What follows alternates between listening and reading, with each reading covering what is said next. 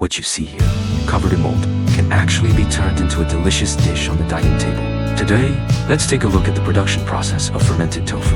First, workers pour the soaked soybeans into a grinding machine and add clean water, turning the soybeans into soy milk. Using this equipment, the soy pulp is filtered out from the soy milk. The filtered soy milk is then boiled and divided into small buckets. Brine is added and mixed evenly until the soy milk solidifies into tofu curds. The curds are then broken into smaller pieces, poured into a hopper. Workers fold the cheesecloth over the tofu curds, apply pressure on top, and squeeze out some of the water from the curds.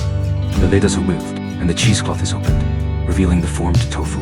The tofu is placed on a tray, and a machine flips it over to remove the mold. The cheesecloth is taken off, and the tofu is moved to a cutting machine, where it is divided into evenly sized small blocks.